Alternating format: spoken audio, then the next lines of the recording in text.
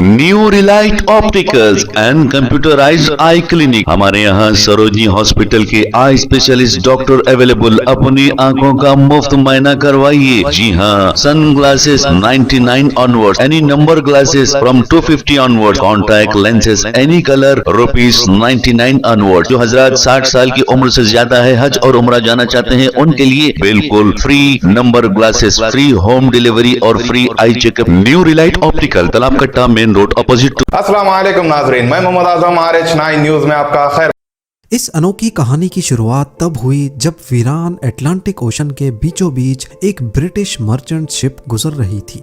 उसके कैप्टन का ध्यान बहुत दूर खड़ी एक शिप पर गया जो ना ही आगे बढ़ रही थी और ना ही उनके सिग्नल्स का जवाब दे रही थी। करीब जाने पर मालूम पड़ा कि ये शिप वीरान समंदर में अकेली सिर्फ लहरों के सहारे खड़ी थी। हैरत की बात तो ये थी कि शिप के अंदर क्रू का साजो सामान, खाना पीना और सारा कार्गो बिल्कुल सही सलामत मौजूद था। लेकिन अगर नहीं था तो क्रू मौजूद नहीं था, जो बिना किसी निशानात के यहाँ से गायब हो चुका था। ये है मैरी सेलेस्ट की वो दास्तान जिसने पिछले 150 सालों से हिस्टोरियंस को परेशान कर रखा है। वो राज जिसे समंदर के अलावा कोई नहीं जानता। नाजरीन, इस शिप को 1861 में कनाडा में तैयार किया गया और उस वक्त उसका नाम अमेज़न रखा गया था। अपने शुरुआत के कई सफरों में ये छोटे मोटे हादसों का शिकार हुई थी। यही वजह है कि ये शिप हादसात के बारे में काफी मशहूर थी, लेकिन अभी तक इसने कोई बड़ा हादसा फेस नहीं किया था। अपनी ओनरशिप बदलते बदलते जब ये कैप्टन बेंजामिन ब्रिग्स के पास आई, तब इसका नाम मैरी सेलेस्ट रखा गया था। ये न्यूयॉर्क में 7 नवंबर 1872 का एक खुशगवार दिन था। मैरी सेलेस्ट नामी ये शिप साहिल पर खड़ी थी और इस पर सामान लोड किया जा रहा था। मैरी सेलेस्ट में इथेनॉल के 1700 बैरल्स लोड किए गए, जो कि पीने वाला नहीं बल्कि इंडस्ट्रियल यूज का अल्कोहल होता है।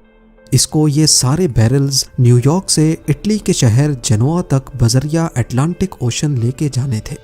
इस शिप में टोटल 10 लोग सवार थे, जिसमें शिप के कैप्टन बेंजामिन स्पूनर ब्रिग्स, उनकी बीवी और उनकी 2 साला बच्ची समेत 7 क्रू मेंबर्स भी मौजूद थे। सफर शुरू करने से पहले शिप में किसी किस्म का कोई मसला नहीं था और वो आसानी से बिना किसी रुकावट के सफर पर रवाना हो गई। ये सफर करीब 7500 किलोमीटर लंबा था और नॉर्मली उस दौर में इतना बड़ा सफर करने में कई दिन नहीं बल्कि कई हफ्ते लग जाते थे। याद रहे कि तब GPS या एडवांस्ड कम्युनिकेशन डिवाइसेस भी नहीं होती थी जिससे कैप्टन के साथ राब्ता बनाया जा सके। मैरी सेलेस्ट को न्यूयॉर्क से निकले 3 हफ्ते गुजर चुके थे और मामूल के मुताबिक कई हफ्तों के बाद अब उसकी जेनोआ के पोर्ट पर आमद का इंतजार बढ़ता जा रहा था। लेकिन इतने वक्त के बाद भी मैरी सेलेस्ट का कोई अता पता नहीं था। यहाँ तक कि मैरी सेलेस्ट के बाद न्यूयॉर्क से निकली दूसरी शिप्स अब जेनोआ तक पहुँचना शुरू हो गई। अब परेशानी बढ़ती जा रही थी कि आखिर मैरी सेलेस्ट इतने हफ्ते गुजर जाने के बाद भी मंजिल पर क्यों नहीं पहुंच पाई।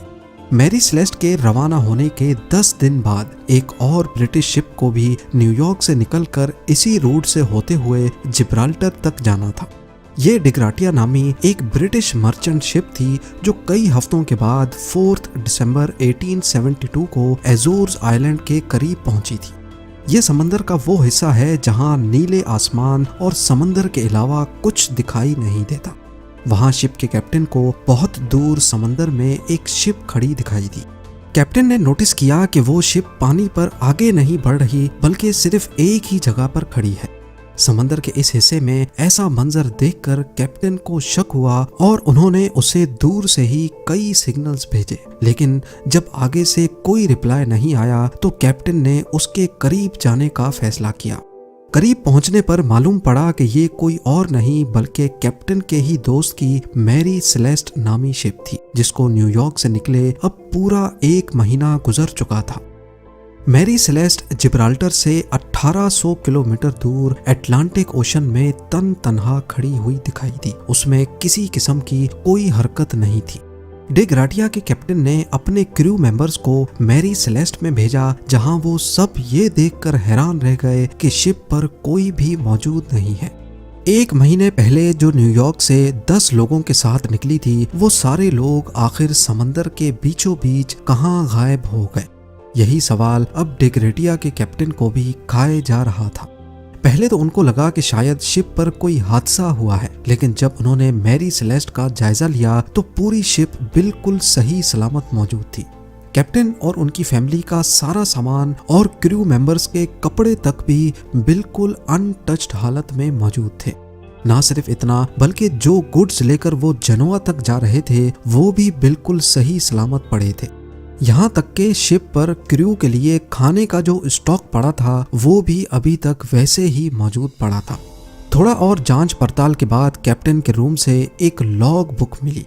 ये लॉग बुक पहले शिप कैप्टन्स अपने पास रखते थे, जिसमें शिप की मेंटेनेंस और इश्यूज के बारे में लिखा जाता था। उस लॉग बुक में मैरी सेलेस्ट के कैप्टन ने आखिरी एंट्री 25 नवंबर की सुबह 8 बजे की थी, यानी जिस दिन ये शिप इस हालत में पाई गई थी उससे भी 10 दिन पहले। इसका मतलब था कि करीब 10 दिनों से ये शिप वीरान अटलांटिक ओशन में खड़ी थी। डिग्रेटिया के कैप्टन ये सारा माजरा देख तो रहे थे, लेकिन उनको कुछ समझ नहीं आ रहा था। इतने में उनकी नजर लाइफ बोट वाले सेक्शन पर पड़ी तो वहां उनको लाइफ बोट नजर नहीं आई। इसका सिर्फ एक ही मतलब हो सकता था कि जरूर शिप पर कुछ हुआ था और सब लोग अपनी जान बचाकर लाइफ बोट में कहीं भागे हैं। कैप्टन के केबिन में नेविगेशन के इंस्ट्रूमेंट्स भी मिसिंग थे और उनके बेड के नीचे एक तलवार अपने कवर में बंद पड़ी हुई पाई गई, जो इस बात की निशानी है कि शिप पर किसी किस्म का हमला नहीं हुआ, वरना तलवार अपने कवर से बाहर होती या फिर वहां मौजूद ही नहीं होती। लॉग बुक के अलावा दूसरे तमाम डॉक्यूमेंट्स भी वहीं मौजूद थे। एक और चीज नोटिस की गई कि शिप का केबिन हर जगह से गीला था और कई जगहों पर 1.5-2 फुट पानी भी खड़ा था, लेकिन ये इतना नहीं था जो इस साइज की शिप को नुकसान पहुंचा सके। यहाँ आपको बताते चलें कि इंटरनेशनल सैल्वेज लॉ के मुताबिक अगर कोई भी किसी शिप को रेस्क्यू करेगा तो उसको शिप की वैल्यू के हिसाब से रिवॉर्ड दिया जाएगा। इसी लॉ का फायदा उठाते हुए डिग्रेटिया के कैप्टन मैरी सेलेस्ट को लेकर जिब्राल्टर तक लेकर गए, जहां अथॉरिटीज ने शिप को तब तक अपने पास रखा जब तक कोर्ट की हियरिंग्स कंप्लीट नहीं हो गई। कोर्ट ने अपने तौर पे इन्वेस्टिगेशंस की, लेकिन कई हियरिंग्स के बाद भी कोई सुराग ना मिल सका। कोर्ट हियरिंग्स भी जब इस मामले को सुलझा ना सकी तो लोगों ने तरह तरह की बातें बनाना शुरू कर दी। कुछ ने कहा कि आसमानी मखलूक मैरी सेलेस्ट के क्रू को ले उड़ी, तो कई ने कहा कि समंदर की कोई बला ने इन पर हमला कर दिया होगा। इन सब मनगढ़ंत बातों में एक बात सच्ची थी कि मैरी सेलेस्ट जब से बनी थी उसके साथ तब से हादसात होते आ रहे हैं। एक बार ये दूसरी शिप से टकराई, लेकिन मामूली टक्कर के बावजूद भी वो शिप डूब गई। फिर मैरी सेलेस्ट को जब रिपेयर के लिए पोर्ट पर लाया गया तो रिपेयर से पहले ही पोर्ट पर खुद ब खुद आग लग गई, और एक मर्तबा तो सफर पे रवानगी से पहले ही इसके कैप्टन की अचानक तबीयत खराब हुई और वो चल बसा।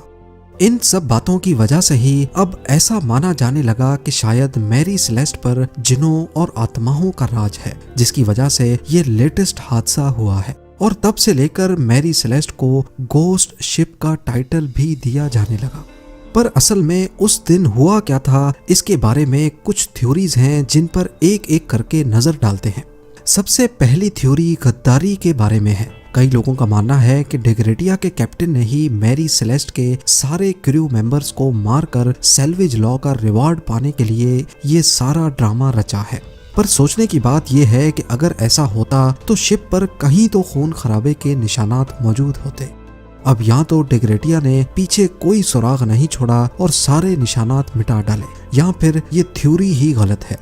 दूसरी थ्योरी बहुत ही इंटरेस्टिंग है। इस थ्योरी में कहा गया है कि शिप पर अल्कोहल के 1700 बैरल्स मौजूद थे, लेकिन जब ये शिप अथॉरिटीज के पास लाई गई तो इनमें से 9 बैरल्स खाली थे। हो सकता है कि अल्कोहल के कुछ बैरल्स में ब्लास्ट हुआ हो, जिसकी वजह से क्रू मेंबर्स लाइफ बोट में बैठकर यहाँ से भाग गए हों। मगर जहाँ ये बैरल्स मौजूद थे वहाँ पर ब्लास्ट का या आग लगने का कोई निशान मौजूद नहीं था। तीसरी थ्योरी में ये बात सामने आई कि हो सकता है कि शिप समंदरी तूफान की लपेट में आ गई थी और इसमें पानी भरना शुरू हो गया था। यही चीज देखते हुए कैप्टन ने शिप को एवैक्यूएट करने का फैसला किया और फिर वो सारे छोटी लाइफ बोट में बैठकर भाग गए हों। इतनी छोटी लाइफ बोट समंदरी लहरों का मुकाबला ना कर पाई और सबकी जान ले गई हो। ये थ्योरी काफी हद तक दुरुस्त मालूम होती थी, मगर ये भी बस सिर्फ एक थ्योरी ही थी। थ्योरीज तो बहुत है, मगर कोई एक थ्योरी भी सबूतों के साथ प्रूव नहीं हो सकी। 150 साल से ज्यादा का अरसा गुजर जाने के बावजूद भी इस मिस्ट्री को आज तक सुलझाया नहीं जा सका। मैरी सेलेस्ट के साथ क्या हुआ था, किन हालात में कैप्टन ने शिप को छोड़ा और फिर वो सब कहाँ चले गए, ये राज भी शायद कैप्टन बेंजामिन ब्रिग्स के साथ ही चला गया। नाजरीन इजाजत दीजिए और बने रहिए हम सब की आवाज RH9 न्यूज के साथ। चैनल को सब्सक्राइब कीजिए, वीडियो को लाइक कीजिए, जितना हो सका ज्यादा से ज्यादा शेयर कीजिए। खुदा